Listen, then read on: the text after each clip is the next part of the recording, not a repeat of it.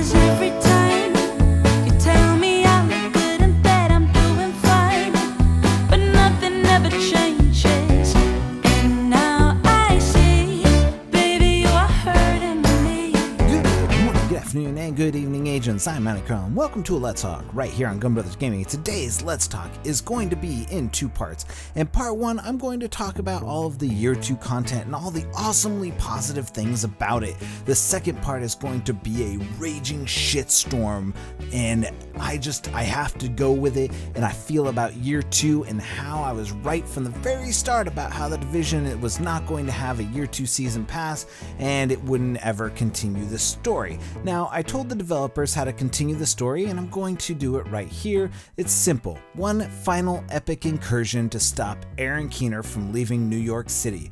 Close the loop on the game.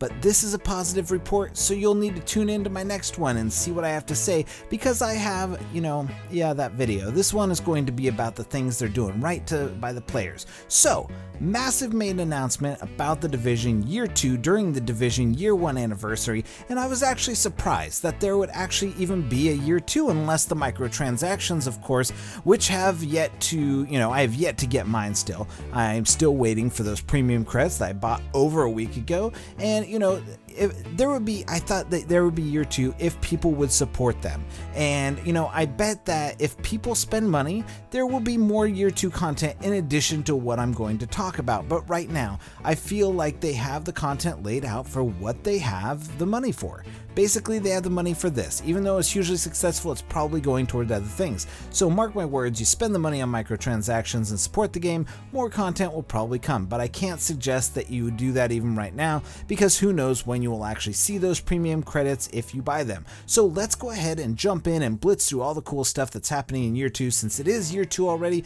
and today is March 9th. You can log in today and get free emote and 200 free credits. Woohoo! Get on board with the free emote of you thrusting your fist in the air like you just don't care. And I'm actually thrusting my fist in the air right now. If you can't see it, it's because I'm not in a video. So over the next couple of days, you'll have your chance to participate in some cool double XP or double reward events and double field proficiency caches. Super awesome Division agents. That is so dope. Now, that's not it. Massive and their developer friends, Red Storm and whatever the other ones are, Reflections, I don't really care. But within Ubisoft, aren't giving up on the game. They have doubled down on the game.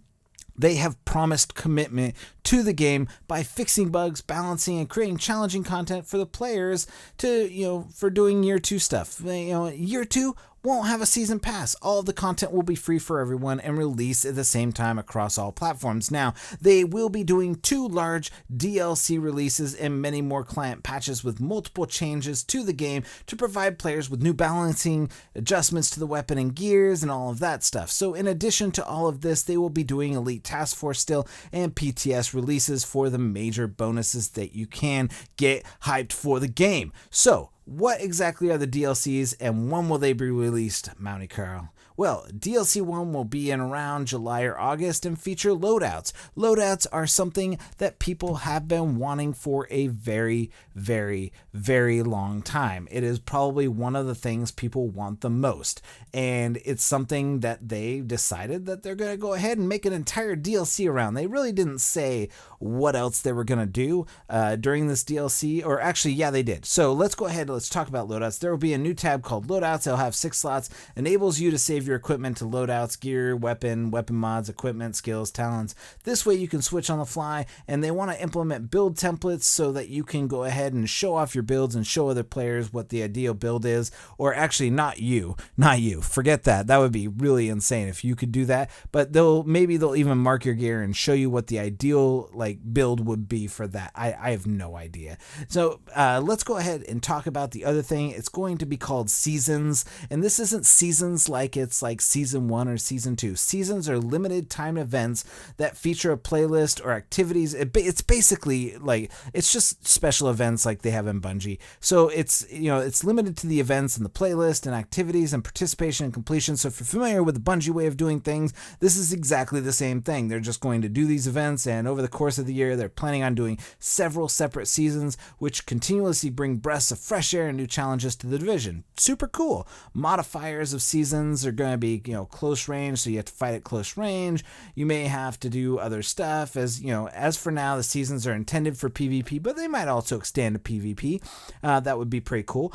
And when you perform very well in the seasons, you're going to get rewarded if you're on the top of the leaderboard. So there you go.